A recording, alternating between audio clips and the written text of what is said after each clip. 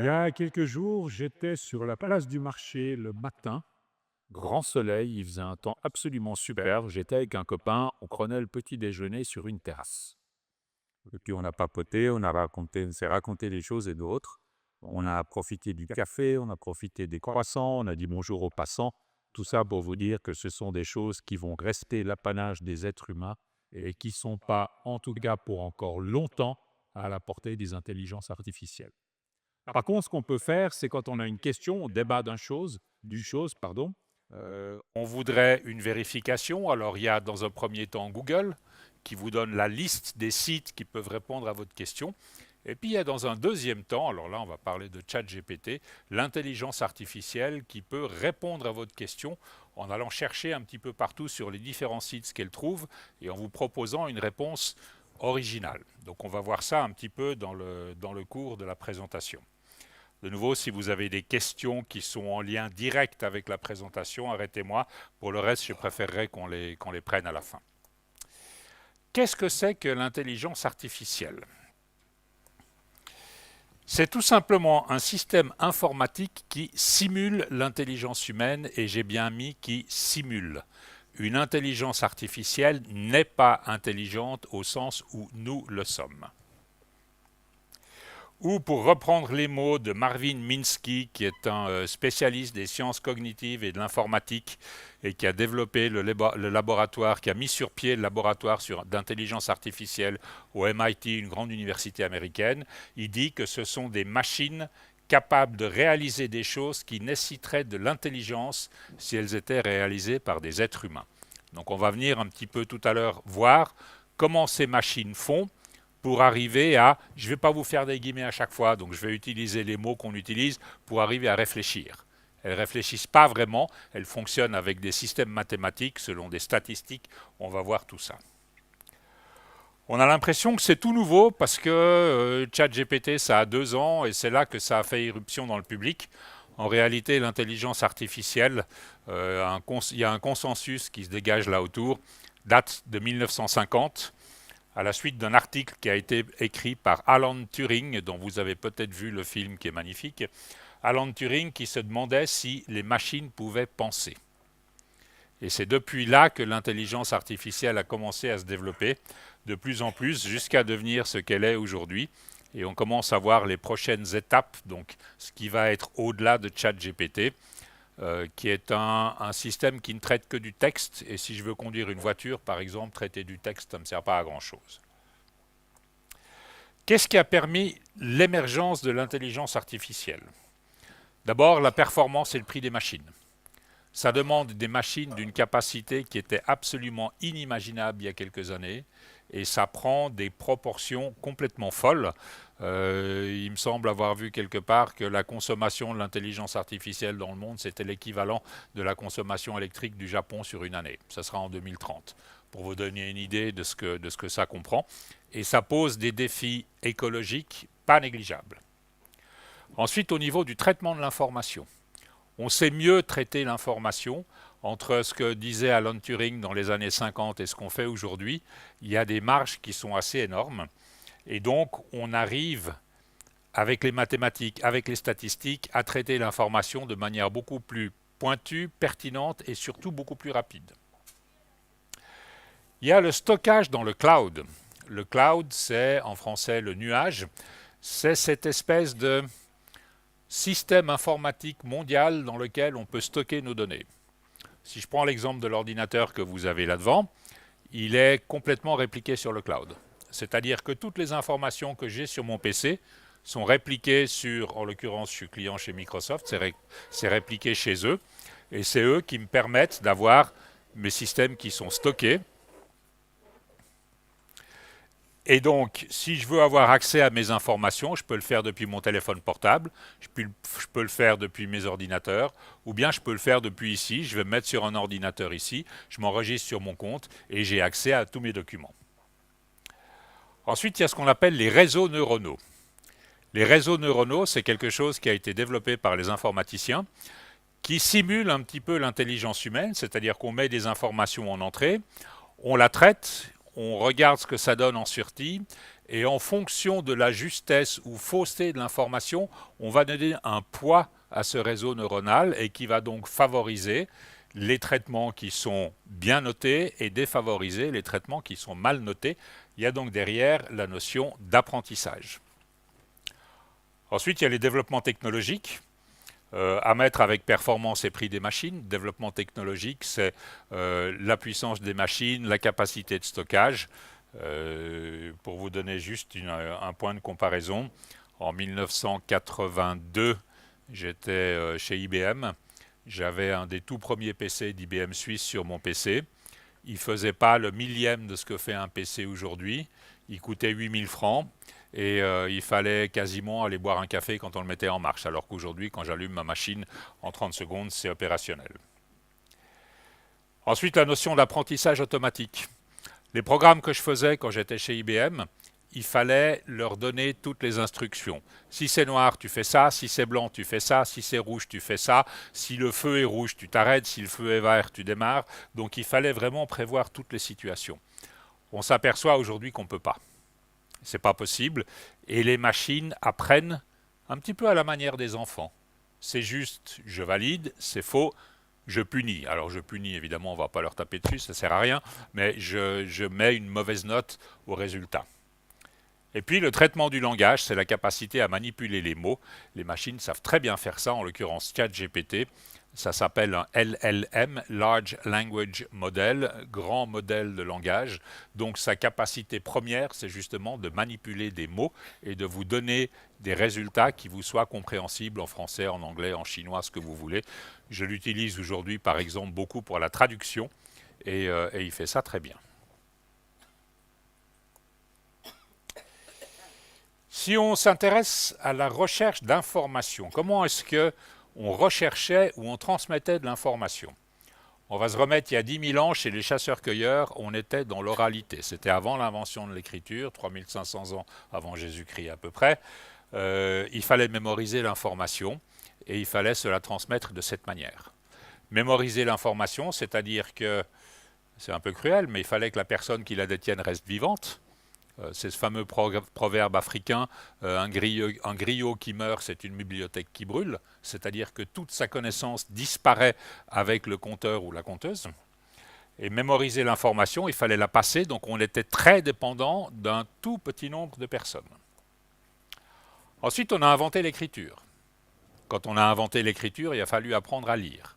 Là encore, au début, ce n'était pas gagné pour tout le monde. Aujourd'hui, c'est tenu pour acquis que à peu près tout le monde sait lire et écrire. Au XVe siècle, c'était de loin pas le cas. Ensuite, il a fallu trouver de l'information. Quand j'ai des bouquins, quand les livres se sont popularisés, après l'invention de l'imprimerie et quand c'est devenu pas cher, le livre de poche, etc., dans des bibliothèques dans lesquelles il y a plusieurs milliers d'ouvrages, il fallait maîtriser les fiches dans lesquelles je pourrais trouver l'information. Moi, quand j'étais étudiant, une des compétences qu'on devait avoir à l'époque, c'était savoir trouver le bouquin et dans le bon bouquin, savoir trouver le chapitre dans lequel on allait trouver la bonne information. Aujourd'hui, on ne s'énerve plus, on demande à Google. Et Google fait la recherche pour nous et vous propose des centaines et des centaines de pages. Et ça aussi, c'est une compétence à acquérir. Est-ce que je sais poser les bonnes questions pour avoir un premier lot d'informations et est-ce que je sais derrière affiner ces questions pour avoir les informations dont j'ai besoin? Mais c'est toujours de l'index, avec l'avantage que je peux choisir ce que je veux. Or, maintenant, je peux aller demander à ChatGPT, on verra à la fin, vous l'avez déjà vu pour certains, on verra à la fin avec des prompts, donc avec des questions qu'on pose à ChatGPT.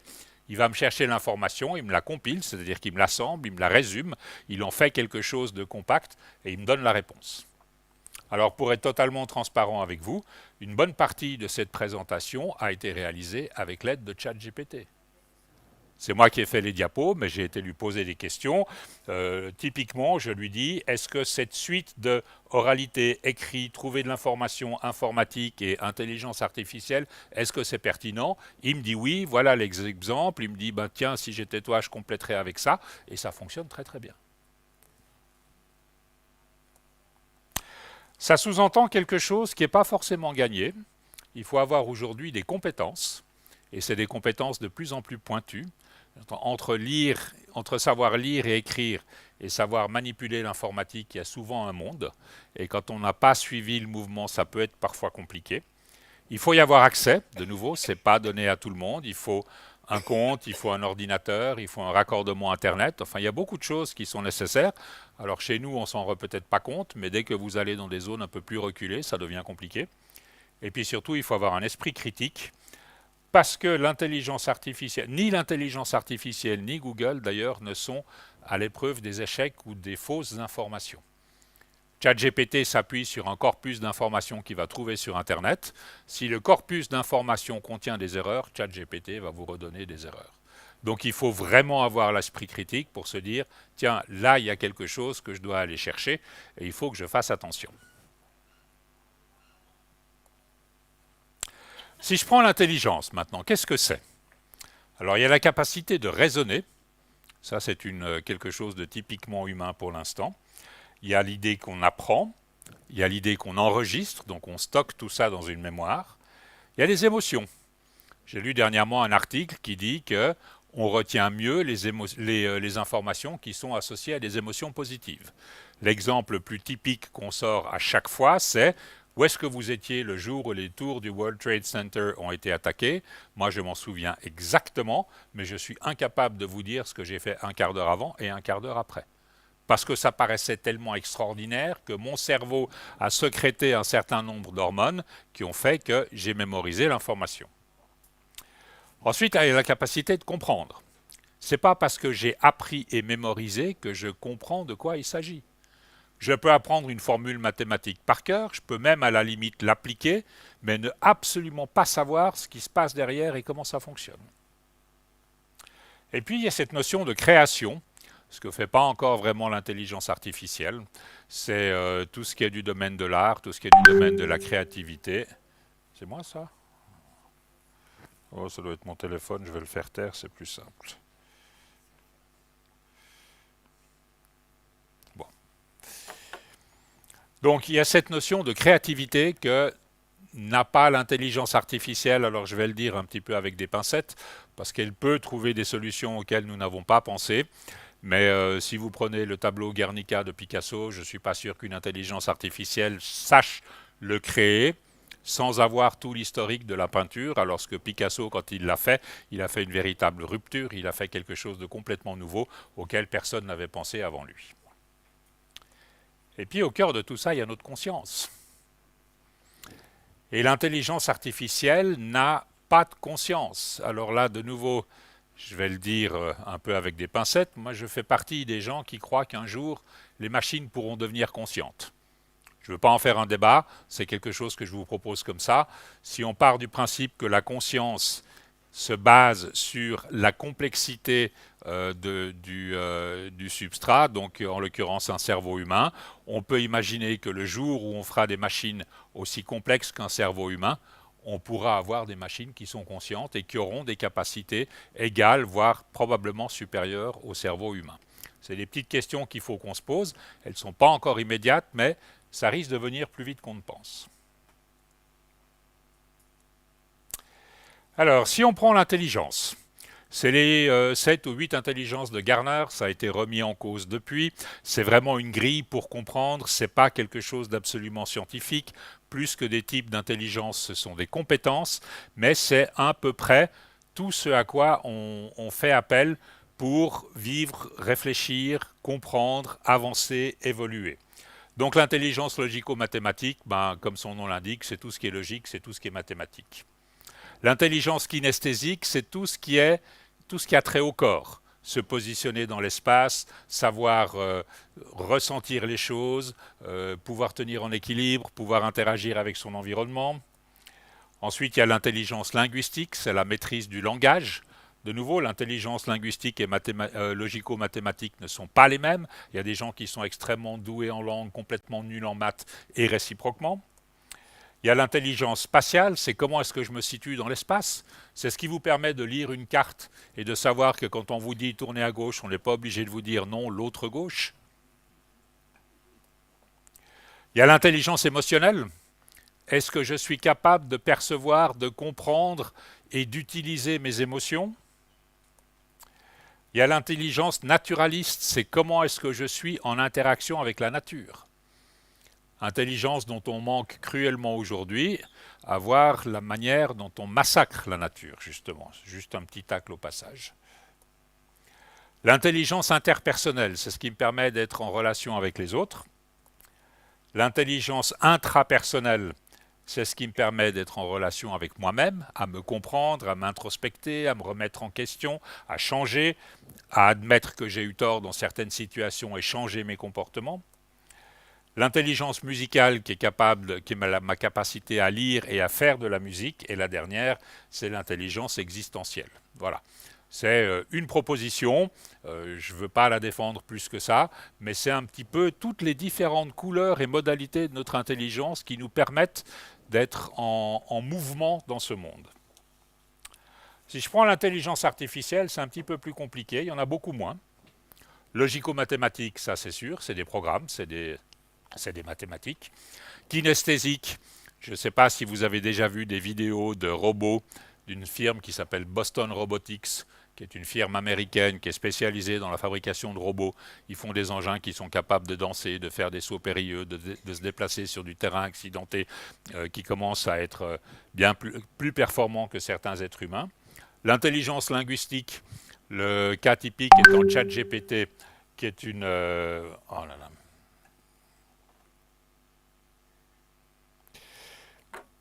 ChatGPT qui manipule le langage. L'intelligence spatiale, les voitures autonomes sont dotées d'une forme d'intelligence spatiale, elles sont capables de se déplacer sur la route. Faut faire attention, ce n'est pas encore 100%. On pensait qu'on y arriverait très rapidement, on s'aperçoit, comme toujours, que les 80% du début sont relativement faciles à atteindre, et puis les 20% qui font qu'on va pouvoir se déplacer en toute sécurité, sans accident, sans se perdre, c'est un petit peu plus compliqué. Tesla, qui avait un centre de contrôle pour ses voitures, ont dû en dépanner plus d'un qui était coincé dans une impasse et la voiture n'arrivait plus à les sortir de là. Et puis l'intelligence musicale, je le mets un petit peu entre parenthèses celui-ci. Il y a une tentative qui a été faite avec une intelligence musicale pour terminer la symphonie inachevée, qui a très bien réussi à le faire, et il est compliqué, enfin il est difficile de savoir quelle partie a été faite. Je crois que c'est Schubert, je ne suis pas sûr. Il est difficile de savoir quelle partie a été créée par le musicien et quelle partie a été créée par l'intelligence artificielle. Ça, c'est ce qu'elle a. Maintenant, il y a un tas de choses qu'elle n'a pas. Elle n'a pas de conscience. Donc ça, c'est très clair. C'est pas moi. Hein. Il est éteint, là. Ah non, il n'est pas éteint.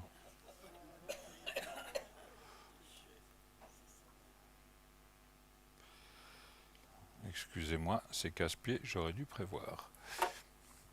L'intelligence, enfin la conscience, c'est l'expérience subjective du monde. Donc subjective, c'est que l'on fait nous-mêmes. De soi-même, c'est de la perception, de la pensée et de la sensation.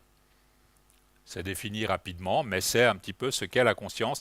L'intelligence artificielle n'a pas ça, même si des fois on a l'impression qu'elle en a. J'avais vu un entretien de, je crois que c'est Mo Gawat, qui était un des papes de l'intelligence artificielle chez Google, qui lui prêtait justement des sentiments et qui utilisait un langage très humain pour dire que l'intelligence artificielle a peur, elle veut échapper à son destin, etc. C'est complètement abusif, c'est purement de la logique mathématique, c'est purement des programmes. Et l'intelligence se comporte comme ça parce que dans ses bases de données, c'est les comportements qu'elle va trouver comme étant adéquats dans telle ou telle situation. Elle n'a pas d'empathie. L'empathie, c'est la capacité de se mettre à la place de quelqu'un, de comprendre ses pensées, de nouveau sans forcément les partager, sans forcément être d'accord, sans forcément juger, mais c'est la capacité de se mettre à la place de quelqu'un. Elle n'a pas d'empathie au sens où nous, êtres humains, avons de l'empathie, mais elle a la capacité de la simuler. Il y a de plus en plus de gens qui emploient ChatGPT comme psychiatre ou comme complément à la psychiatrie, qui l'utilisent pour faire de la psychothérapie, et il semblerait, j'ai lu un article pas plus tard qu'hier, il semblerait que l'IA soit extrêmement performante dans ce genre de choses parce qu'elle n'est pas perturbée par ses émotions. L'IA ne fait pas de transfert, contrairement au psychiatre. Enfin, on l'espère. Elle n'a pas d'émotion, donc elle ne connaît pas la colère, elle ne connaît pas la peur, elle ne connaît pas la timidité. Elle n'a pas l'intuition. L'intuition, c'est ce qui se passe juste en dessous de notre conscience et qui fait que parfois on va arriver à trouver des solutions créatives, mais sans vraiment savoir comment on y est arrivé. L'IA, c'est pas ça. L'IA, c'est des programmes, c'est des algorithmes. On verra un petit peu la définition d'algorithme tout à l'heure. Elle n'a pas de créativité, au sens de il lui est extrêmement difficile, pour ne pas dire impossible, d'avoir ce qu'on appelle des pensées de rupture. C'est-à-dire qu'elle va être créative. Si je lui demande de faire un tableau comme Monet, elle va me créer un tableau style Monet, style Picasso, style Salvador Dali, style Pollock. Elle va me faire tout ça, il n'y a aucun problème. Mais elle ne va pas être capable de faire la rupture de certains courants, comme ça a été le cas avec leur époque. Les impressionnistes étaient en rupture complète avec la peinture de leur époque. Ce n'est pas l'IA qui aurait créé l'impressionnisme. On va peut-être commencer à y arriver tout doucement, mais on n'y est pas encore vraiment. Elle n'a pas de compréhension à proprement parler. L'IA, c'est des programmes, c'est tout. Il n'y a pas d'intelligence derrière. Ça, c'est un truc qu'il faut vraiment se sortir de la tête. Et je vois de plus en plus d'articles qui lui prêtent des sentiments humains. Et je trouve toujours un petit peu compliqué de dire que l'IA essaye de s'échapper, elle essaye d'accomplir son destin. C'est pas vrai, c'est des sentiments humains, ça. Et l'IA a ce genre de comportement. Pourquoi? Parce que dans les données sur lesquelles elle s'appuie, c'est ce qu'elle va trouver comme type de comportement. Elle n'a pas d'autodétermination, au sens de je décide de ce que je veux faire de moi et de ma vie. L'IA va faire ce qu'on lui demande, point barre. Elle le fera très bien, mais elle va faire ce qu'on lui demande. Et puis elle n'a pas de jugement. Alors de nouveau, qu'est-ce qu'on entend par jugement? Si on lui demande de juger un cas dans un tribunal, elle va s'appuyer sur...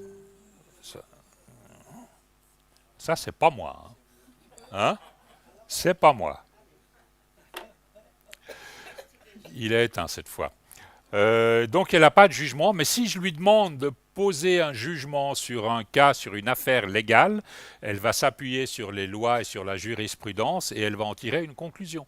Mais elle en tire une conclusion en fonction de ses programmes, pas en fonction de ses valeurs morales comme nous avons. Il y a une chose dont on vous parle, dont vous avez peut-être déjà entendu parler, c'est ce qu'on appelle la singularité ou le point de bascule. C'est le moment où l'intelligence artificielle deviendra intelligente, consciente et pourra prendre de véritables décisions en fonction non seulement de son programme, mais également en fonction de ses valeurs et de son système de pensée. On imaginait que le point de bascule était tout proche, alors ça varie. Des fois on dit il est en 2035, des fois on dit il est dans 100 ans, des fois on dit il est pour l'année prochaine. Ça dépend un petit peu des scientifiques qui s'occupent de ça. Mais si vous entendez parler de singularité ou de point de bascule, c'est l'idée qu'un jour l'intelligence artificielle pourra devenir consciente et prendre des décisions par elle-même. Ce qu'elle fait déjà d'ailleurs. Elle prend des décisions par elle-même, mais en fonction de programmes. Si je prends l'exemple de la voiture autonome, la voiture décide de freiner quand c'est nécessaire. Si elle voit qu'il y a un piéton qui passe, elle va freiner. C'est une décision qu'elle prend par elle-même. Mais ce n'est pas une décision qui est basée sur de la conscience, c'est une décision qui est basée sur un programme mathématique qui fait qu'elle sait que dans ce type de configuration, il faut apporter ce genre de comportement. Qu'est-ce qu'il faut pour que l'IA fonctionne? Alors il faut de l'énergie, beaucoup. Je vous avais dit qu'en 2030, je crois, on imagine que l'IA consommera autant d'électricité que le Japon. Dans une autre conférence sur Internet, j'explique que si Internet était un pays, ça serait le 5e consommateur d'énergie mondial. Donc ça sous-entend que Google a racheté une usine d'électricité. Certaines entreprises imaginent mettre des usines, des centrales atomiques à côté de leur centre de calcul pour les alimenter parce que ça consomme une énergie phénoménale. Ensuite, il faut de la capacité de stockage. La capacité de stockage, il faut des bâtiments, il faut les refroidir, il faut de l'énergie.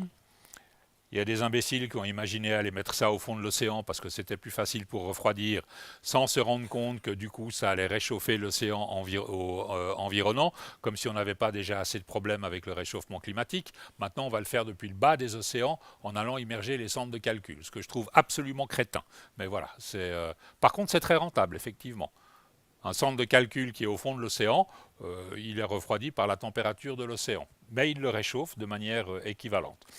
Pour le stockage, il faut aussi des machines, il faut des puces, il faut de la mémoire, et pour tout ça, il faut des terres rares, et ces fameuses terres rares, il faut les extraire du sol, et c'est un processus qui est assez polluant, et qui est économiquement très contraignant, parce qu'on dépend à 70 ou 75%, je crois, de la Chine pour tout ce qui est terres rares, et on commence à voir le moment où on va en manquer.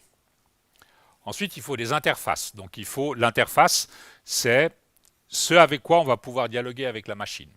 Alors ChatGPT aujourd'hui c'est un truc, on tape, il répond, c'est du texte, mais un robot par exemple c'est déjà une interface.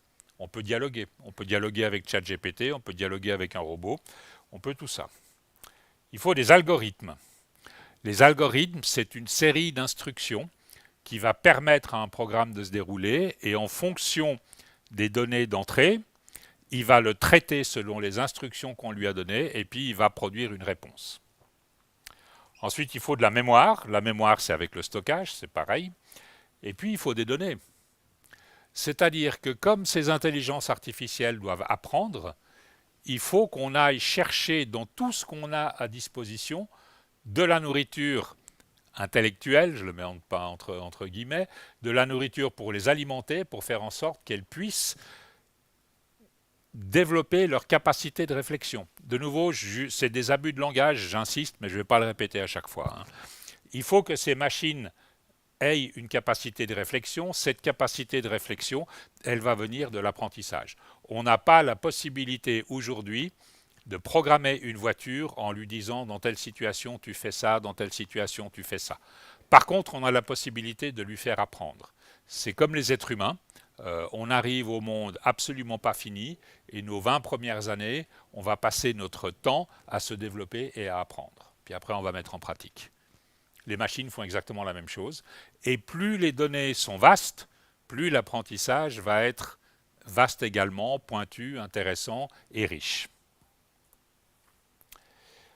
Ça pose des questions de confidentialité. Il y a eu, vous en avez peut-être entendu parler, des auteurs de livres, d'articles, des journalistes qui disent « Mais attendez, vous êtes gentil, moi je publie dans mon journal, je n'ai pas prévu que mon article serve à alimenter une intelligence artificielle et permette de donner des réponses. Donc vous allez me payer mes droits d'auteur pour ça. » Pour l'instant, on n'y est pas, mais c'est une question qui est ouverte. Comment est-ce qu'on va traiter les droits d'auteur avec l'intelligence artificielle ? Question de sécurité et confidentialité, c'est pour moi aussi. Je vous ai donné tout à l'heure l'exemple de ces personnes qui utilisent l'intelligence artificielle pour faire de la psychothérapie. Est-ce qu'on a vraiment envie que nos petits secrets soient accessibles à OpenAI, à Google, à Meta, à toutes ces boîtes? Je ne suis pas sûr. Et là, la confidentialité est loin d'être garantie. Question de sécurité, donc ça va avec la confidentialité. Qu'est-ce qu'il y a comme sécurité derrière? Qu'est-ce qui va se passer? Je vous donne un exemple. Il y a une société qui a fait un test d'influence, d'opinion sur un site qui s'appelle Reddit, qui est un site d'information, de forum, etc. Et qui a mis des intelligences artificielles pour commencer à dialoguer sur les différents forums. Et ces intelligences artificielles avaient pour objectif d'influencer les utilisateurs des 10 forums. Donc de comprendre leurs idées, d'essayer de les analyser et d'essayer d'influencer leurs pensées. Et ça fonctionne. Alors ça a été fait sans le consentement des utilisateurs, ça a été un gros scandale, mais ça veut dire que ça fonctionne déjà. Et on entend parler régulièrement aujourd'hui d'influence dans les élections.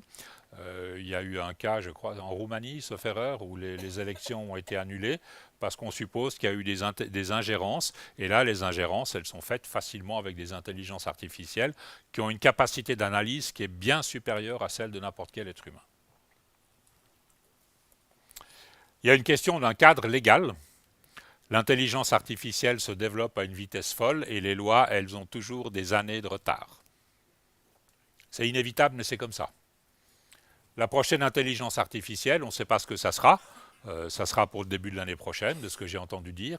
Mais le cadre légal n'est absolument pas prêt. Et même si on prévoit un cadre légal aujourd'hui, ce qui va sortir dans 6 mois, on n'en a aucune idée. Donc il y a de fortes chances que le cadre légal inventé aujourd'hui ne serve à rien dans 6 mois, parce qu'on aura une intelligence artificielle radicalement différente, qui aura des capacités que n'ont pas les ordinateurs, enfin qui aura des capacités que la loi n'a pas pu prévoir. Et puis il y a des questions d'éthique. Je vous ai cité cette expérience qui a été faite sur le site de Reddit. Est-ce que vraiment on peut faire des choses comme ça? Les chercheurs se disent oui, mais c'était pour de la recherche, c'est pour de la bonne cause. Si on avait prévenu les utilisateurs, ça aurait influencé les résultats.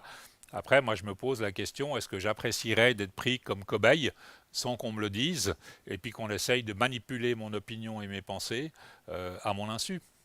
À l'insu de mon plein gré, comme disaient les nuls.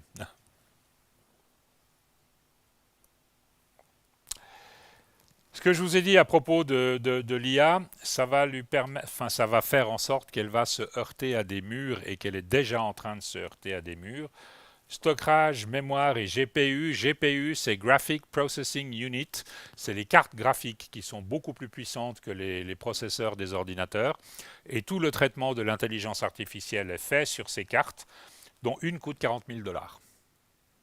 Elles sont faites par Nvidia, vous avez peut-être entendu parler de cette entreprise, qui ont quasiment le monopole pour ce genre de cartes. 40 000 $, elles se vendent 2 ou 3 fois ça sur le prix au prix du marché noir. C'est le prix d'une voiture. 40 000 $, c'est une voiture électrique. Et quand on pense qu'il en faut des milliers pour faire fonctionner un centre de calcul, je vous laisse faire la multiplication, on est dans des budgets aujourd'hui complètement délirants. L'Arabie Saoudite lance une start-up dans le domaine de l'intelligence artificielle. Si j'ai bonne mémoire, ils en sont à 1000 milliards de dollars d'investissement. Alors eux, ils peuvent, mais... Et c'est des chiffres qui n'ont plus aucun sens. Je ne les ai même pas cités parce qu'on est dans des milliers de milliards de dollars à chaque fois. Les données, il faut pouvoir les stocker. 200 milliards de disques de 1 teraoctet. Donc ce PC, il fait 1 teraoctet. Donc ça veut dire qu'il me faudrait 200 milliards de PC dans le genre de celui-ci pour arriver à stocker les données. Et ça, c'est aujourd'hui parce que les intelligences artificielles de demain, elles demanderont encore plus de capacité. Il faut de l'argent. Entraîner un modèle, c'est 30 milliards de dollars. C'est le produit intérieur brut de Chypre, pour vous donner une idée. Un modèle. Meta, OpenAI. OpenAI, ils en ont 5 ou 6 ou 7. Enfin, voilà, je vous laisse imaginer ce que ça représente comme investissement. J'arrive plus à faire le lien entre ce que ça représente comme investissement et puis et ce qui se passe effectivement dans le monde. Ça me paraît complètement surréaliste. Énergie, 1000 terawatts par an en 2030, donc consommation annuelle électrique du Japon, je vous l'ai dit, c'est pas exactement 1000, c'est 956. Enfin voilà, c'est pas grave, ça vous donne l'ordre d'idée. L'IA en 2030 va consommer autant d'énergie que le Japon, qui est un pays moderne, industrialisé et très peuplé. Et puis le retard légal, je l'ai évoqué. Une loi en Europe, c'est 32 mois, alors qu'un nouveau modèle, c'est entre 6 et 12 mois. Donc les nouveaux modèles sont déjà dans le pipe, donc ils sont déjà en train de développer. Les lois n'ont même pas encore commencé à s'en occuper. Alors, je vous ai dit que les intelligences artificielles fonctionnaient avec des algorithmes. Donc un algorithme, qu'est-ce que c'est? C'est une série d'instructions détaillées, ordonnées, conçues pour accomplir une tâche spécifique. Et les algorithmes, ils permettent justement à l'intelligence artificielle de traiter toutes ces informations. Ils traitent des mots. Ils regardent qu'est-ce qu'il y a comme logique entre ces mots, ils processent tout ça et ils vous donnent une réponse. Quand je pose une question à ChatGPT, c'est pas qu'il y a quelqu'un d'intelligent derrière, il n'y a pas de, comment dire, il n'y a pas le petit bonhomme dans la télévision, comme je croyais quand j'étais petit, j'allais regarder dans la prise où il était le petit bonhomme. Il n'y a pas de petit bonhomme dans la télévision qui raconte les programmes. Il n'y a pas ça, il y a juste une série d'instructions mathématiques. Ça fait de l'analyse des données, ça reconnaît les motifs. Donc ça essaye de trouver qu'est-ce qu'il y a comme logique dans les données. Ça fait des prédictions, ça classe, ça optimise, ça détecte d'éventuelles anomalies, ça automatise les décisions, ça permet de traiter le langage et ça apprend. Donc ça fait tout ça.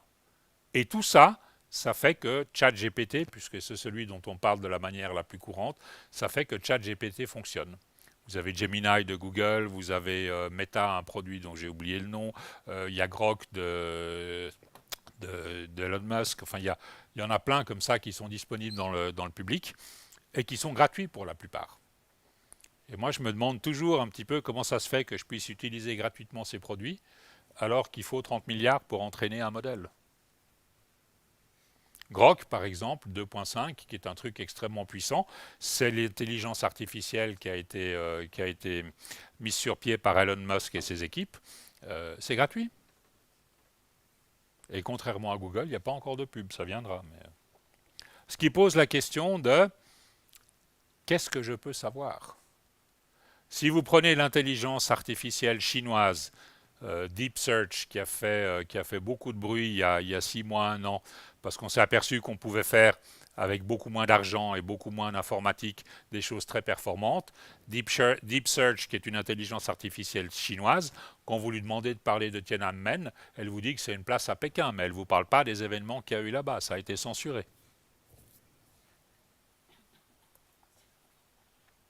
ChatGPT, bon, on va en parler un petit peu quand même.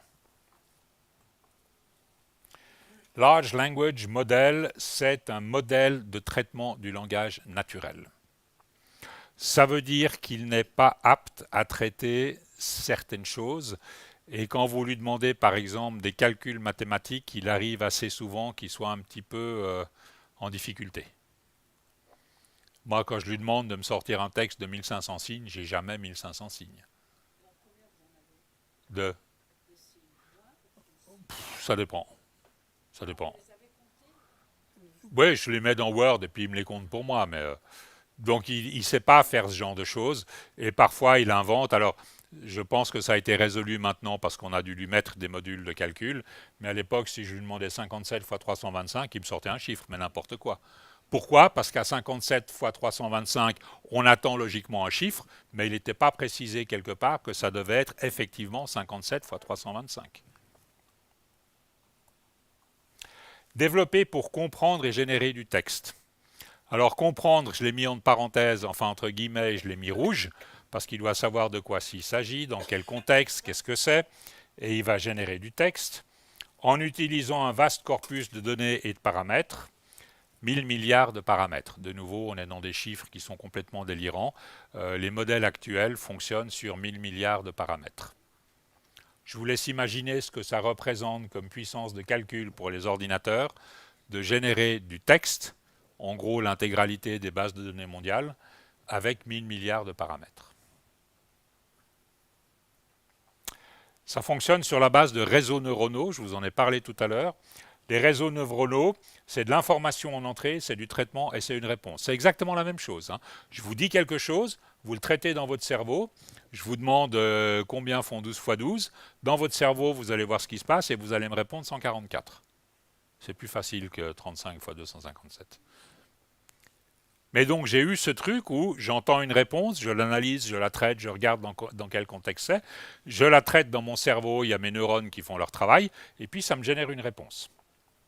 Et les connexions sont pondérées, c'est-à-dire que les machines maintenant font de l'apprentissage qu'on appelle automatique, parce qu'on n'arriverait pas à leur apprendre tout ça. Un enfant, enfin, nous on met 20 ans pour devenir adulte et puis apprendre un petit peu tout ce qu'on sait.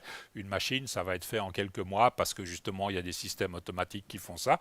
Et l'idée, c'est de pondérer positivement les bonnes réponses, pondérer négativement les mauvaises réponses, et la machine va petit à petit devenir beaucoup plus fine et répondre exactement comme elle devrait. Il y a un apprentissage, donc c'est un entraînement avec des données et des réponses correctes. Donc de nouveau, si les données sont fausses, les réponses seront fausses. Et ça devient très compliqué aujourd'hui. Vous avez entendu parler des fake news. Ça court Internet. Et s'il y a 10 ou 20% de fake news sur Internet, vous aurez 10 ou 20% de fake information en réponse à vos interrogations. Trump étant le principal dealer de fake news aujourd'hui. Ajustement des poids des connexions, donc de nouveau, celles qui sont validées, elles auront plus de poids que celles qui ne le sont pas, donc on va les utiliser plus. Et puis il y a les algorithmes d'optimisation, c'est donc toutes ces séries d'instructions qui font que on va valider tout ce qui donne les réponses que je veux. ChatGPT, alors c'est Chat Generative Pre-trained Transformer, je vais vous expliquer ce que c'est. Chat, c'est le dialogue interactif en anglais. Hein. Chat, c'est la petite conversation banale. En anglais, c'est tout chat, discuter. Generative, c'est génératif, c'est qui produit du texte. Pre-trained, c'est-à-dire qu'il a été entraîné sur des données textuelles. Maintenant, il sait traiter de l'image aussi.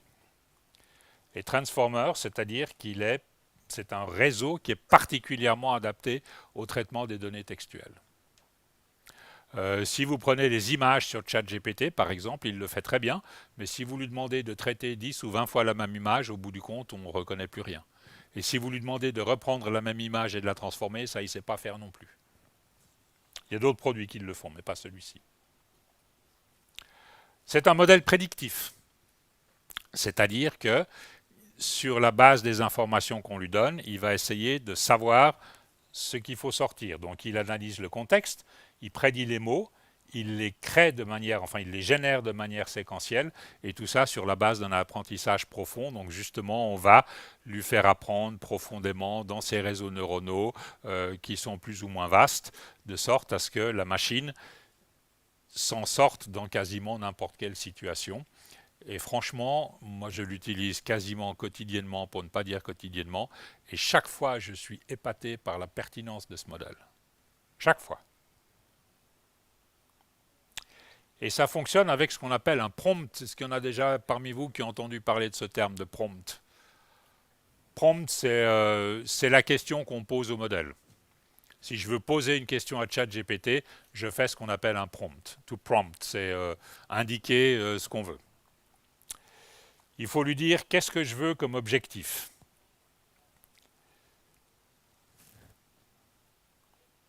Attendez, pardon. Il faut que je lui mette dans quel contexte est-ce que je me trouve. J'en ai un tout à l'heure. Voilà. Contexte. Quelle stratégie RH? Là, c'est la question que je pose. L'objectif, c'est quels sont les récents progrès en matière d'apprentissage automatique pour la reconnaissance de la parole. Donc, il faut que je précise ce que je veux comme réponse. Ensuite, le contexte. Motiver les employés dans le secteur technologique. Donc si je veux, en tant que responsable RH, mettre sur pied un programme de motivation pour mes employés, si je suis dans le domaine technologique, je ne m'attends pas à avoir une réponse de menuiserie ou de cuisine. Le rôle, expert en économique par exemple, je lui dis, tu es un expert en économie. Le public, ce truc, comme si j'étais un enfant de 12 ans, ça marche assez bien. Ça permet d'éviter les réponses trop compliquées. Ou à l'inverse, si vous voulez des réponses pointues, vous mettez comme si j'étais un universitaire doctorant. Ça marche aussi. Les réponses ne sont pas les mêmes. Et puis, la limitation de portée, d'une manière générale, là, par exemple, quels sont les principaux défis économiques actuels pour la Suisse? Donc, la limitation de portée, c'est pour la Suisse. Et puis, les instructions. Explique-moi la photosynthèse en utilisant des bullet points, vous savez, ces petites puces, ou bien, de nouveau, pour un enfant de 12 ans, à la limite, ça fait partie des instructions. Ça donne quelque chose de ce genre-là. Je suis un étudiant en sociologie en train d'écrire une thèse sur les énergies renouvelables et tu es un spécialiste en développement durable. Donne-moi une analyse détaillée des dernières avancées technologiques dans le domaine de l'énergie solaire. Je m'intéresse particulièrement aux innovations depuis les 5 dernières années en Europe et à leur impact dans la société. Je m'adresse à des étudiants en terminale, donc c'est des gens qui ont une bonne culture mais qui ne sont pas forcément des spécialistes. Utilise les bullet points pour lister les principales technologies. Alors, on peut faire l'essai. Je vais voir si j'y arrive. Si je donne tout ça à ChatGPT, qu'est-ce qui va me sortir? On est tracé avec ChatGPT. Oui, vous êtes tracé avec tout. Hein. Non, avec Ben non. Vous êtes tracé avec Google, avec votre téléphone portable, avec votre carte Cumulus de la Migros, avec votre carte de crédit, avec absolument tout. Absolument tout. Ah je vous le disais tout à l'heure, voilà. Ah, j'ai plus le... Pardon, je vais remettre. Je vous parlais de cet article que j'ai lu. J'ai remplacé mon psy par ChatGPT.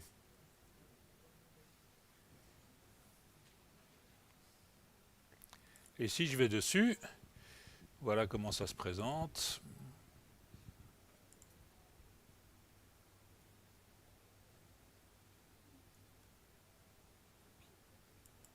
Oui, copier-coller, c'est ce qui va plus vite. Hein. Je ne sais pas taper à la machine, donc je vous épargne.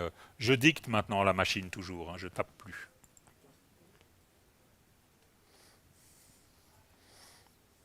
Je pourrais lui demander en anglais, en chinois, en japonais, en tout ce que je veux. Et vous voyez la vitesse à laquelle ça me répond. Alors le but, c'est pas d'aller voir de quoi il s'agit, mais voilà, d'accord. La largeur de la réponse. Ça veut dire que les étudiants qui ont les mêmes critères, qui vont sur le même chat, ils vont avoir tous le même travail. Oui. Alors les étudiants qui ont les mêmes critères et la même question vont tous avoir des réponses semblables. C'est une espèce de nivellement, vous avez raison. Et c'est un problème actuellement pour les professeurs, c'est savoir ce qui est issu de l'intelligence artificielle et ce qui est issu du travail des étudiants. Alors les étudiants maintenant, enfin il y a maintenant des systèmes qui permettent de reconnaître si ça a été généré de l'intelligence artificielle, et il y a des systèmes qui permettent de retravailler le texte pour qu'il ne soit pas reconnaissable. Oui, et vous pouvez retravailler le prompt, donc l'instruction qu'on donne au chat GPT, ne reprend pas les informations telles qu'elle les a trouvées dans tes bases de données et crée-moi quelque chose d'original qui ne me donne pas l'impression que ça a été créé par une intelligence artificielle. Ça marche très bien. Voilà, c'était juste pour vous montrer, l'idée n'est pas de revenir sur ces questions sur le fond de la réponse, mais de voir, j'ai donné toute une série d'instructions à ChatGPT, vous avez vu qu'en quelques secondes, il m'a sorti la réponse. Si je devais faire, j'arrive tout de suite, si je devais faire la chose par moi-même, j'en avais pour 2 jours de recherche dans une bibliothèque ou sur Google, et j'avais pas forcément des recherches aussi pointues que ça. Et j'ai encore un mode sur ChatGPT qui est le mode recherche approfondie, où là, il va chercher sur le net de manière beaucoup plus profonde et il va bosser pendant 5 à 10 minutes et il me sort quelque chose d'encore plus complet. Madame. La question qui m'intéressait, c'était le tableau d'avance. Comment en fait, on pose ces questions juste le tableau d'avance, si on peut le voir. Oui. Donc tu peux juste répéter la question. Oui. Si jamais. Alors, comment est-ce qu'on pose les questions? Voilà. Voilà tout ce qu'il faut donner. Alors, je vous en prie, prenez la photo. La plupart du temps, je pose une question simple. Je dis quels sont les derniers progrès en matière de photovoltaïque. Et puis j'ai déjà une réponse très satisfaisante. Après, si je veux une réponse plus sophistiquée, c'est je suis un étudiant en développement durable. Je m'adresse à mon professeur d'un cours de terminale. Je veux avoir les derniers développements dans le domaine de la photovoltaïque en Europe, avec un accent particulier sur les technologies propres et une évaluation des énergies grises générées par la fabrication des panneaux solaires. Je peux faire ça. La question peut être très simple ou très complexe. Ça dépend du niveau d'information que vous voulez avoir. Et si vous voulez des informations pointues, il faut faire des prompts pointus. Si vous voulez des informations généralistes, vous posez la question directement comme vous l'avez à l'esprit. Je fais ça avec Google, je fais ça avec ChatGPT. Je demande exactement ce que j'ai envie de savoir sans me prendre la tête et derrière j'affine. Si je veux connaître les développements dans le domaine de la photovoltaïque, je demande les développements dans le domaine de la photovoltaïque. Et après, j'affine. J'aimerais que tu me développes le deuxième point, etc. Et ça fonctionne très bien. Donc ça permet aussi de construire sa pensée. Et curieusement, ça m'a appris à poser mes questions différemment. Maintenant, je pose mes questions de manière beaucoup plus précise parce qu'un être humain va peut-être comprendre les nuances, quoique j'ai des noms, des fois non. Mais un être humain va comprendre les nuances alors que la machine ne va pas comprendre les nuances. Et le fait d'interagir avec l'intelligence artificielle fait que je suis de plus en plus explicite dans ma manière de m'exprimer, de penser et de poser des questions. Parce qu'il n'y a qu'en étant totalement explicite que vous aurez de bons résultats.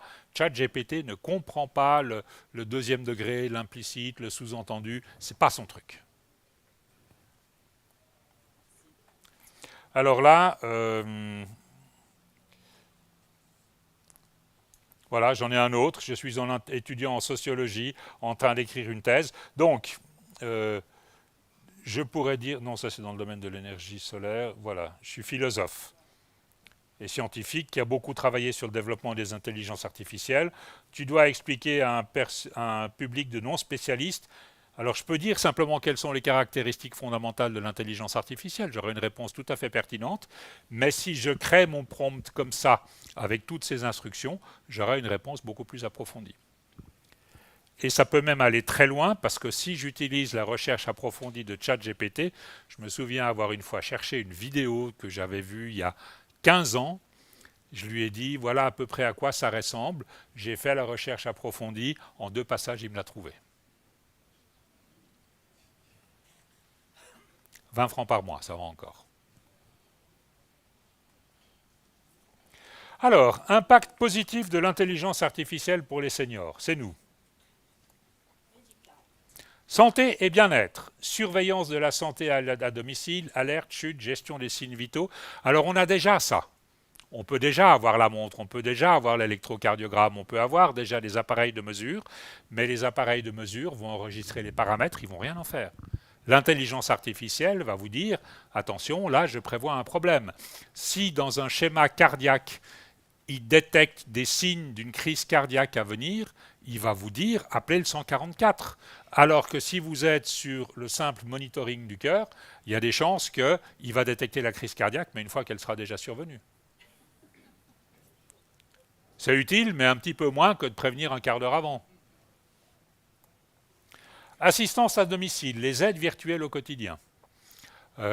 Imaginons une personne à mobilité réduite, elle peut dialoguer avec l'intelligence artificielle, obtenir des réponses et voire même lui demander d'agir. Allume la lumière, ouvre les stores, va me chercher mon fauteuil, etc. Planification des repas, gestion des médicaments. Un truc qu'on peut faire, par exemple, je ne vais pas vous le recommander, mais demander les interactions médicamenteuses. Un médecin vous prescrit 3 médicaments. Vous allez sur ChatGPT, vous lui demandez, voilà les 3 médicaments, quelles sont les interactions et à quoi est-ce que je dois être attentif. Ce dont votre médecin ne vous a pas forcément parlé. Derrière, je vous en supplie, parlez-en à votre médecin, ne faites pas confiance que à ChatGPT.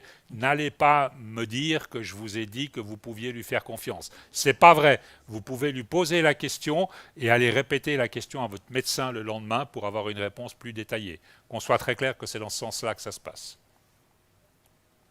Communication et communicativité, donc les assistants vocaux. Il y a une expérience qui a été faite par Google qui avait mis un assistant vocal dans un restaurant et personne ne s'est rendu compte que la réservation était prise par un assistant vocal. Qui rigole, qui fait de l'humour. ChatGPT m'a fait le coup, une fois je lui ai posé une question, il a rigolé. « Ah ah, tu fais de l'humour, t'es rigolo !» Bon. Plateforme de messagerie, maintenir du contact. Les messageries, maintenant, de plus en plus, il n'y a rien de plus énervant que de répondre à un mail de manière « Chère madame, j'accuse réception de votre mail qui a retenu toute mon attention. » Chaque fois, il faut le taper. Là, vous dites à ChatGPT, prends le mail, réponds-moi de manière polie, rendez-vous le 24 à 15h. Et puis, il le fait à votre place. Et la personne à l'autre bout s'en rend pas compte. Apprentissage et divertissement. On peut jouer aux cartes avec ChatGPT. On peut jouer à des jeux. On peut apprendre. Vous pouvez apprendre une langue. Un truc que je fais des fois sur des subtilités de langage que je ne maîtrise pas forcément, je vais lui demander.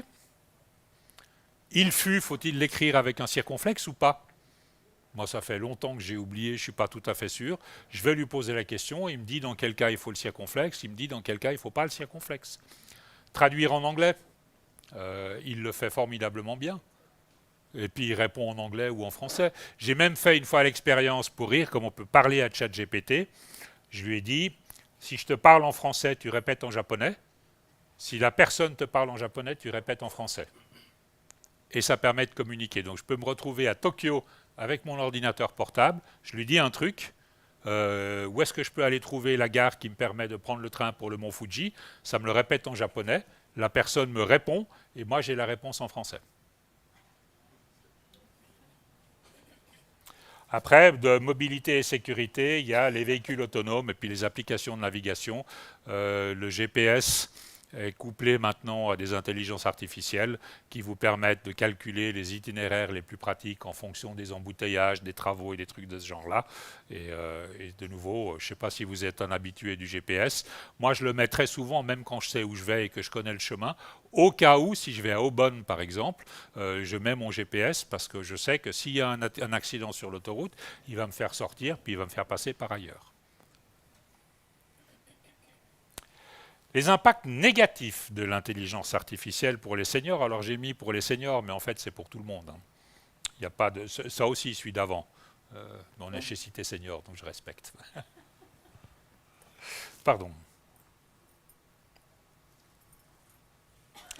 Exclusion numérique, premier danger. Ça fait plusieurs années que je donne des conférences ici sur les technologies informatiques et maintenant sur l'intelligence artificielle. J'ai régulièrement des gens qui me disent « je ne sais pas et je suis perdu ». Ici, ils vous apprennent, mais il faut reconnaître que l'informatique est une culture et que quand on est tombé dedans quand on était petit, c'est plus simple que d'apprendre quand on a 72 ans et qu'on n'y a jamais touché. Donc il y a un vrai problème d'exclusion numérique, c'est est-ce que vous avez le téléphone, est-ce que vous savez le manipuler, est-ce que vous pouvez vous connecter à Internet, quand vous êtes coincé, est-ce que vous savez comment vous en sortir. Il n'y a pas que est-ce que je sais poser la bonne question à ChatGPT puis avoir la réponse. La dépendance excessive, il y a un risque de perte d'autonomie. Si je prends l'exemple de remplacer son psy par une intelligence artificielle, si ça se trouve, on va commencer à vouloir faire des séances de psy 4 fois par jour. Je ne suis pas sûr que ça soit très sain. Confidentialité et sécurité des données, je l'ai déjà abordé, donc je ne vais pas revenir dessus. Les biais algorithmiques, préjugés. ChatGPT, c'est culture blanche, hémisphère nord, scientifique. Si vous allez l'utiliser dans un village en Afrique, il n'est pas du tout sûr que vous ayez des réponses en fonction de la culture locale. Il va peut-être falloir le demander. Mais les bases de données sont majoritairement blanches, hémisphère nord, scientifique. Perte de contact humain. J'avais vu, mais ça c'était il y a des années, dans un EMS au Japon, une dame à qui on avait donné un petit phoque mécanique qui lui parlait. Elle était devenue complètement dépendante de son petit animal. Alors, je ne sais pas si c'est bien ou si c'est pas bien. Le fait est qu'elle était moins seule, mais elle était devenue complètement dépendante de ce petit truc mécanique. Alors de nouveau, ça va être en fonction de chacun. Vous pouvez discuter avec votre intelligence artificielle et avoir des conversations tout à fait agréables. Et puis le dernier, c'est la complexité des systèmes. Ça peut être parfois frustrant, parce que si vous voulez mettre ChatGPT sur votre téléphone, il faut aller dans le fameux Google Store ou Apple Store, il faut le charger, il faut mettre ses identifiants, enfin voilà, il y a tout un processus qui fait qu'il faut le faire. Une fois qu'il est installé, ça se passe bien, mais des fois l'accès est un petit peu plus compliqué. Donc là, vraiment, le conseil que je peux vous donner, c'est venez ici si éventuellement ils peuvent donner un coup de main, ou bien demander à votre voisin, à votre neveu ou à votre nièce, si eux ont la possibilité de vous aider. Quoique je mets un petit bémol, moi je croyais naïvement que les jeunes maîtrisaient l'informatique. En fait, ce n'est pas vrai, ils maîtrisent probablement même moins bien que ma génération qui a grandi avec. Ils maîtrisent les usages de l'informatique, ce n'est pas la même chose. Ils connaissent les codes que moi je ne connais pas, ils maîtrisent les usages que moi je ne connais pas, mais quand il s'agit d'installer un programme, ma fille qui a 29 ans, elle vient me demander parce qu'elle ne sait pas forcément faire.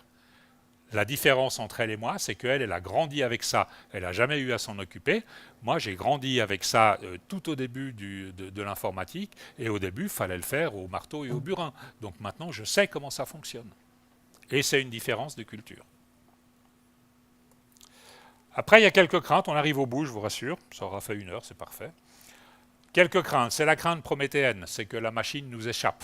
Vous avez peut-être entendu parler du film Terminator. qui est bien moins bête que ce qu'il n'y paraît. C'est l'intelligence artificielle qui échappe à son créateur et qui prend le contrôle de l'humanité et la détruit. La boîte de Pandore. On a ouvert une boîte et tous les mots s'en échappent. Dans la boîte de Pandore, il en restait un, c'est l'espoir. Et puis on a curieusement aussi cette idée qu'on a l'espoir que l'intelligence artificielle va résoudre nos problèmes. Elle va résoudre la faim dans le monde, elle va résoudre la guerre dans le monde, elle va résoudre le réchauffement climatique. Je crois que c'est lui prêter des pouvoirs magiques qu'elle n'a pas.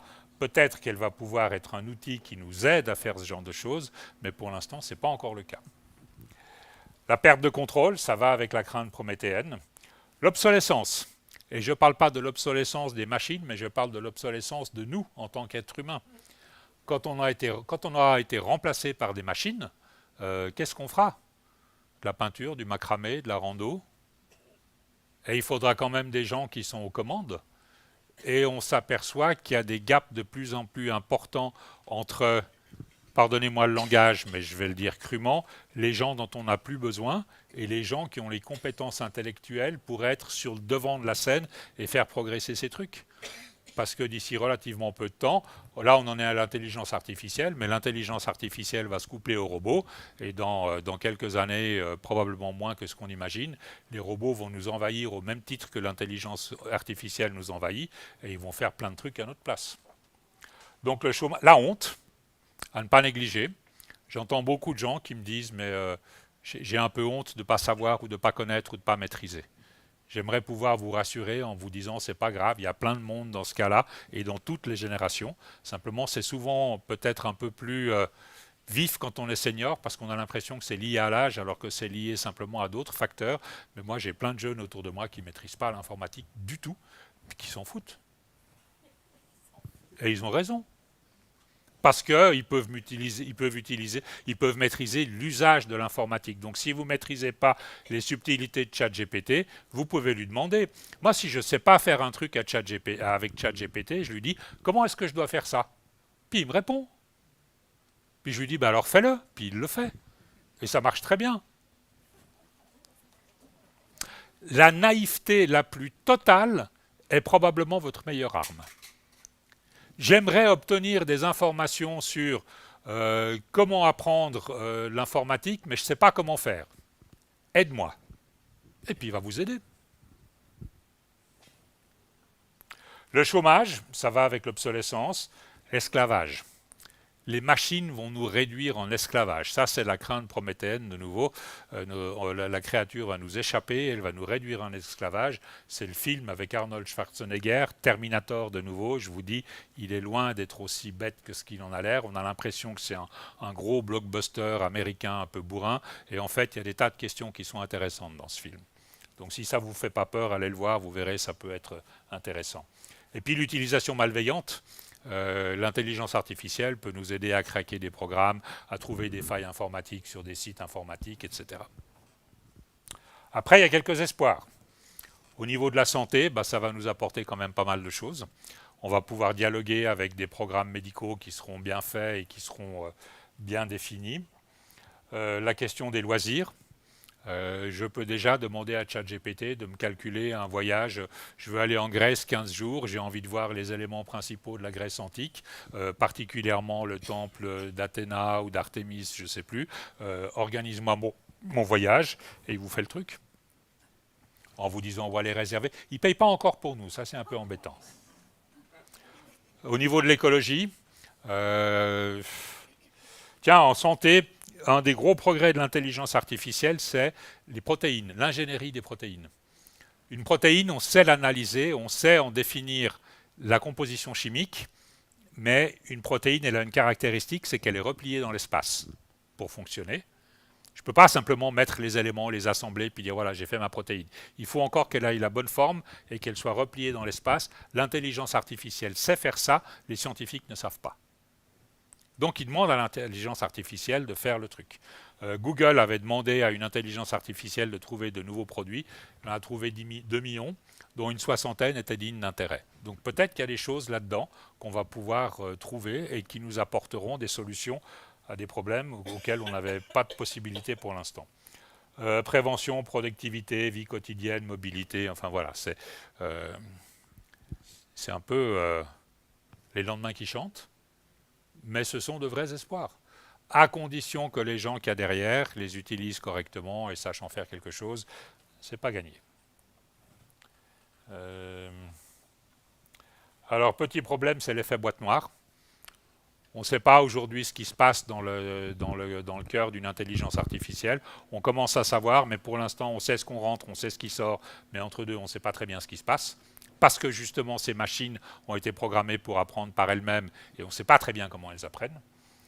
Il y a l'évolution de l'impact sur la société. On commence à en avoir des idées, mais on n'y est pas encore. C'est la première technologie qui peut prendre des décisions. Ça, c'est fondamental. C'est-à-dire que si je confie l'arme nucléaire à une intelligence artificielle, elle a aujourd'hui la capacité de dire « c'est le moment de déclencher la guerre nucléaire ». Alors on ne l'a pas fait, et j'espère qu'on ne le fera jamais, mais j'aimerais bien en être sûr. Elle peut décider.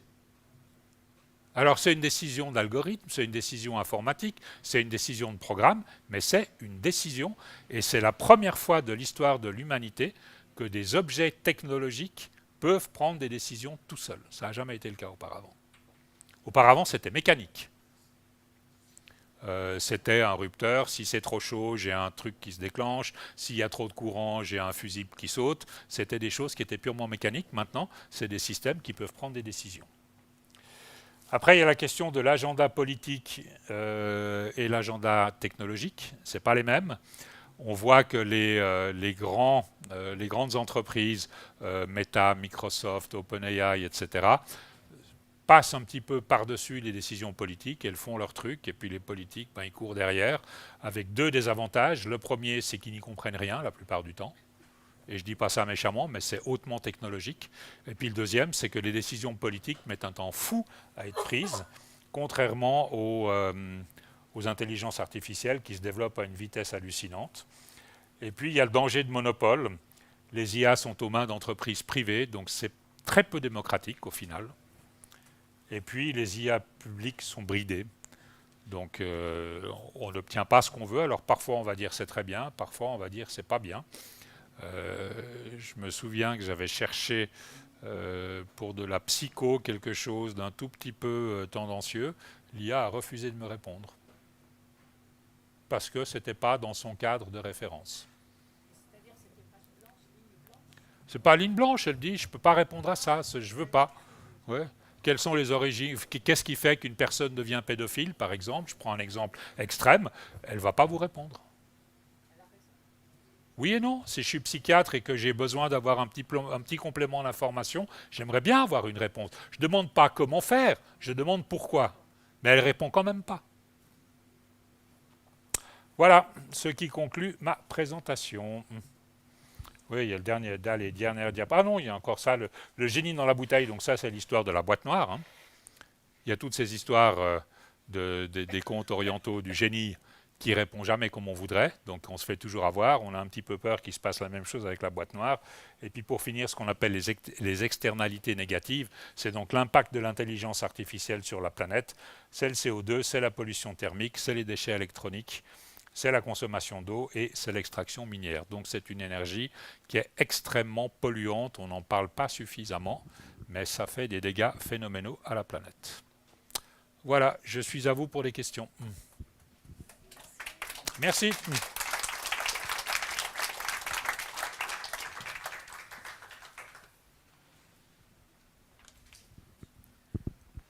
Vous dites que l'intelligence artificielle ne comprend pas, mais les Chinois, dans les régions très où il n'y a pas de médecins, très montagneuses et tout ça, ils utilisent des robots. Oui. Et qui peuvent décider d'un diagnostic et tout. Oui, mais ça ne veut pas dire qu'ils comprennent. Je n'ai pas inventé. Ça ne veut pas dire qu'ils comprennent. Ils sont parce qu'ils donnent le traitement. Non, c'est justement, là il y a une petite confusion. Ah. Ils sont capables de donner la bonne réponse parce qu'ils ont le bon algorithme, donc on leur a donné les bonnes instructions pour qu'ils donnent la bonne réponse à la bonne question. Mais ce n'est pas parce qu'ils ont compris. Mais ils prennent la décision eux-mêmes. Oui, ils prennent la décision eux-mêmes, Ah, mais d'accord. pas parce qu'ils ont compris, parce qu'ils ont été programmés pour donner la bonne réponse. D'accord, merci. Oui, bonjour. Merci pour votre exposé. Je vous en prie. J'aimerais comprendre une chose. En fait, les informations dont dispose cette intelligence artificielle, ce sont toutes les données, images ou écrites, qui ont été informatisées. Oui. Et tout ce qui n'a pas été informatisé échappe à cette pseudo-intelligence. Elle l'a pas. La sagesse des contes africains dans un village qui se transmet par un griot, par exemple, l'intelligence artificielle n'y aura pas accès, sauf si le dit conte a été transcrit sur un ordinateur accessible par Internet. Voilà, ouais, c'est ça. Donc il y a des pans entiers de notre culture qui échappent complètement à cette intelligence artificielle. Complètement. Et j'imagine que ça doit faire partie d'un programme des personnes qui mettent en place cette méthode, c'est de informatiser toute une série de données qui ne le sont pas aujourd'hui. C'est ce que fait Google notamment, c'est qu'ils se sont donné pour objectif de prendre à peu près l'intégralité des livres du monde, de les scanner et de les numériser. Voilà.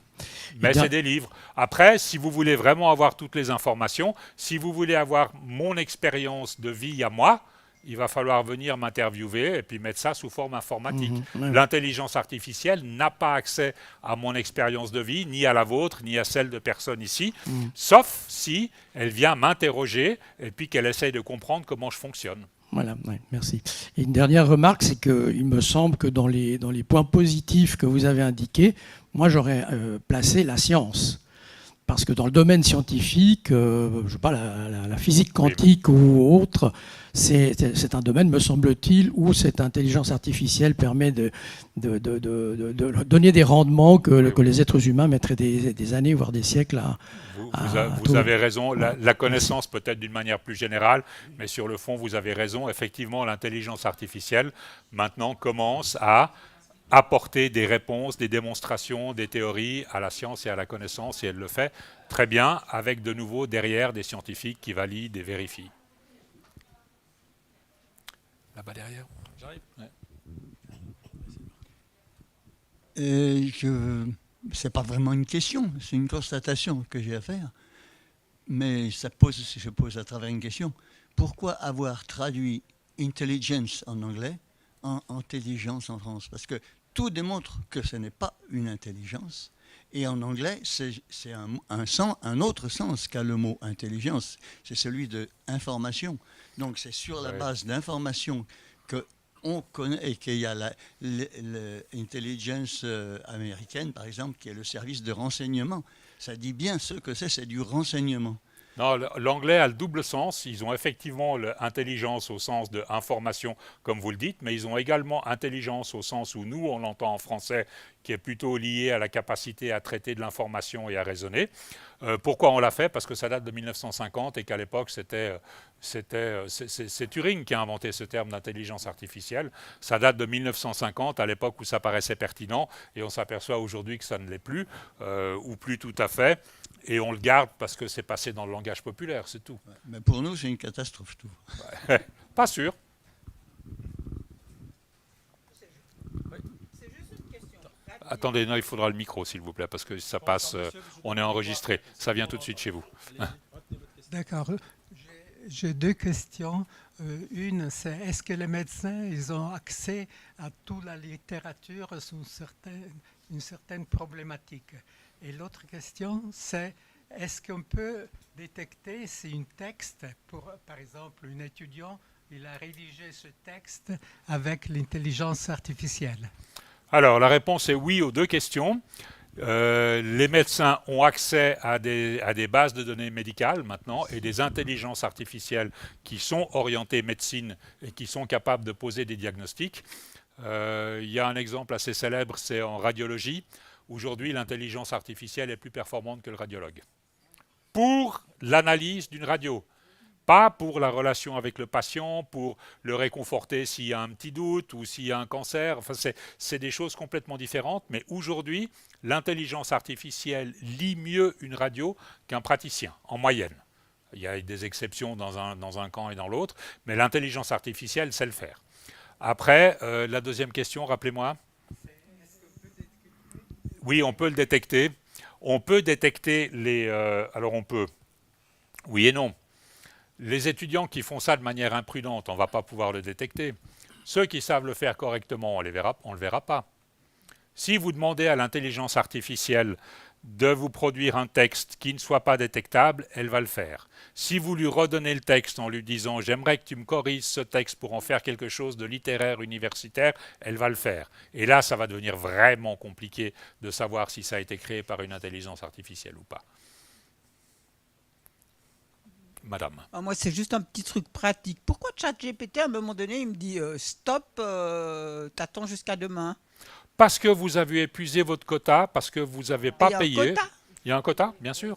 Parce que c'est gratuit, puis il vous dit gratuit, tu as droit à 5, 10 ou 20 questions. Ah, d'accord. Et si vous voulez éviter ça, vous avez le programme à 20 francs qui vous permet de poser quasiment autant de questions que vous voulez.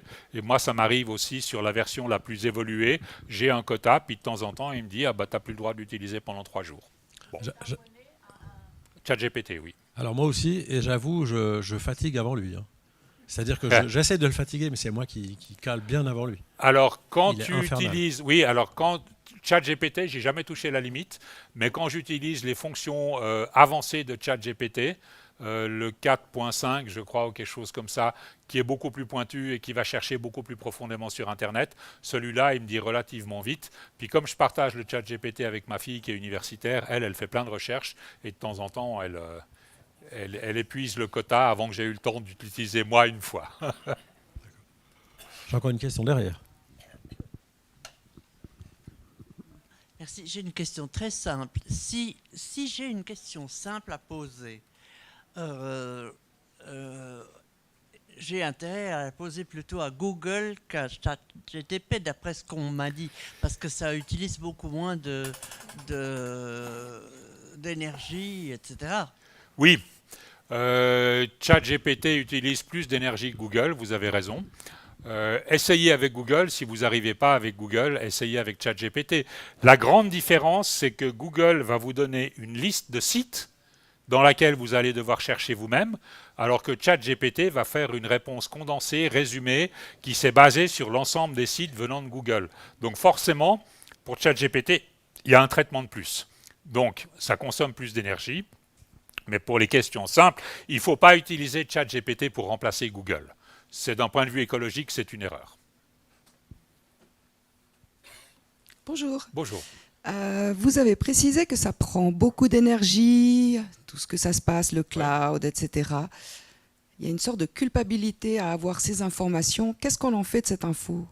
Parce qu'on sait que ça prend beaucoup d'énergie, du coup il faut l'utiliser, il ne faut pas l'utiliser. Si je l'utilise, ça va prendre plus d'énergie. Si je ne l'utilise pas, je ne vais pas suivre le cours du temps. Bah, c'est un petit peu comme la voiture. Je suis venu en transport public plutôt qu'en voiture. J'aurais pu faire le choix de venir en voiture. Je me suis dit, bon, bah, j'ai l'abonnement TPG, je vais prendre des TPG. Je ne serai pas enquiquiné pour le parking, je ne vais pas polluer, je ne vais pas dépenser d'essence, je ne vais pas consommer d'énergie pétrole fossile. Donc j'ai fait un choix. Sur l'intelligence artificielle, c'est exactement la même chose. Est-ce que vous avez besoin de cette information ou pas, ou bien est-ce que vous voulez simplement jouer? Mais la question fondamentale que vous posez, c'est quel est mon impact à moi en tant que personne? Quelle est mon empreinte carbone en fait en tant que personne? Est-ce que ça vous importe ou pas? Alors moi je vais dire oui, ça m'importe. Puis de notre côté, demain je dois aller à Lausanne, je vais y aller en voiture parce qu'en train ça me coûte 40 balles. Et puis une fois que je serai sur place, je ne serai pas indépendant.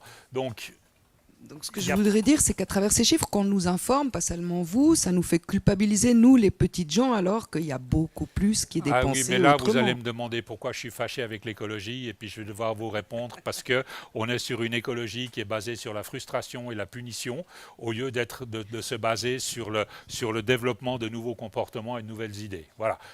Je ne veux pas rentrer dans ce débat. Mais Quelqu'un d'autre a encore une question? Oui, il y a encore une personne derrière. Bonjour. Bonjour. Merci. Vous avez parlé du fait qu'on a besoin aussi d'avoir un esprit critique au moment qu'on utilise le chat GTP ou l'intelligence artificielle. Je me posais la question, aussi en lien avec le fake news, je me posais la question si nous, on a un moyen pour aider ChatGPT à, si on voit quelque chose qui est pas juste, de l'informer ou comment est-ce qu'on peut faire? Vous pouvez lui demander de recommencer sa recherche en disant « je ne suis pas d'accord avec cette information, va revérifier ». Mais, de nouveau, ChatGPT et toute intelligence artificielle se basent sur un corpus de données qui sont pour la plupart tirées d'Internet. Si ces données sont fausses, vous ne pourrez pas avoir de bonnes réponses parce qu'il va se baser sur des informations qui sont faussées. Il y a des moyens d'éviter les réponses fausses, mais vraiment, il y a deux choses. D'abord, il faut détecter que cette réponse peut être fausse. Il m'énerve ce truc. Et puis, une fois que vous l'avez détecté, il faut arriver à trouver le moyen de demander à ChatGPT « recommence ta recherche ». Moi, ça m'arrive de lui faire « c'est faux, je ne suis pas d'accord avec ta réponse, recommence et donne-moi quelque chose de plus pertinent en allant t'appuyer sur des sources fiables ». En général, ça marche assez bien. Mais s'il vous dit un truc faux, si vous n'avez pas, vous, dans l'idée qu'il faut que vous fassiez attention, mais c'est comme Google, hein, mais même à la limite, l'Encyclopédia Universalis ou Britannica, ce qu'il y a dedans, ça a été écrit, c'est toujours le même truc, pardonnez-moi, mais c'est écrit par des hommes blancs, etc. Donc on va être dans cette culture hémisphère nord, technologique, économique, on ne va pas être dans des cultures traditionnelles, on ne va pas être dans des cultures de peuple premier, donc on aura des choses qui sont nécessairement biaisées. Donc vous pouvez dire oui, moi je fais confiance à Universalis ou à Britannica parce que ce sont des revues qui ont été, ce sont des encyclopédies qui ont été revues, on dit le peer-reviewed, donc ça a été revu par des pairs, donc il y a plusieurs personnes qui sont mises dessus, mais il faut regarder quelle est l'assemblée des gens qui vérifient ce genre de choses. Et l'assemblée des gens qui vérifient ce genre de choses, de nouveau, c'est une culture hémisphère nord. Ce n'est pas une critique, c'est un constat. J'en fais partie.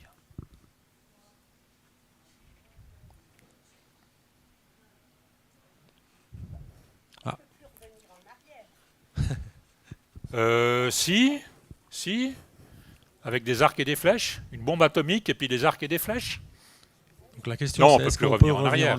Voilà. Non, c'est illusoire. Les gens qui disent qu'il nous faut des moratoires, c'est illusoire, c'est la fausse approche. Au contraire, il faut de l'éducation et de l'éducation. Et de la formation. Bon, c'est un peu le but de ce genre de conférence, hein, c'est-à-dire que c'est de nous éduquer tous. L'électricité, on ne peut plus revenir en arrière. Le téléphone, on ne peut plus revenir en arrière. Internet, on ne peut plus revenir en arrière. La voiture, on ne peut plus revenir en arrière. Il y a plein de choses sur lesquelles on ne peut plus revenir en arrière. C'est la marche de la civilisation. Alors après, est-ce qu'on a envie de l'appeler civilisation? Ça, c'est une autre question. Mais la marche de l'humanité, de ses progrès technologiques, c'est un truc contre lequel ça ne sert à rien de lutter. Il faut apprendre à nager dans le courant plutôt que de dire qu'est-ce que je vais mettre comme barrage pour l'endiguer. Parce que l'intelligence artificielle, elle est là, vous pouvez essayer de l'enlever, hein, elle va rester. Allez expliquer à Bill Gates qu'on va lui supprimer son petit joujou. Et puis alors on va prendre les moyens, par exemple d'argent. C'est une très bonne question. Donc tu peux répéter la question. Où est-ce qu'on va prendre les moyens, notamment financiers? Et je disais à madame que c'est une très bonne question. L'Arabie Saoudite, par exemple, s'y est mise, et puis elle a injecté des milliards. Non, le Togo, il va être laissé pour compte. Ouais, c'est un peu ça, je crois. De nouveau, j'en suis profondément désolé pour le Togo, mais c'est une question financière et une question technologique, et donc les pays ou les sociétés ou les personnes qui n'ont pas les ressources financières et technologiques prennent le risque de rester sur le bord de la route ou de devoir subir la culture et le diktat de ceux qui maîtrisent. Actuellement, l'intelligence artificielle, c'est un truc très américain, parce que quasiment toutes les grandes boîtes, il y a Mistral en France qui fait des trucs extraordinaires, il y a les Chinois qui font des très belles choses, mais c'est majoritairement américain, on va dire à 80%. Donc la culture propagée par l'intelligence artificielle est à 80% américaine et à 100% hémisphère nord. Voilà, sur cette note très optimiste. Non, à part ça, nous, je pense que maintenant que vous en savez un petit peu plus, hein, y compris sur ChatGPT avec la conférence de l'autre jour, À vous de voir comment vous vous positionnez. On organisera peut-être des débats à Cité Senior sur ces sujets-là, mais voilà. Merci de votre présence en tout cas, et merci à François. Merci. Magnifique conférence, une fois de plus. Merci. Merci d'avoir regardé cette vidéo. N'oubliez pas de vous abonner à notre chaîne et de nous laisser un like et un commentaire si cela vous a plu. Au plaisir de vous revoir très bientôt.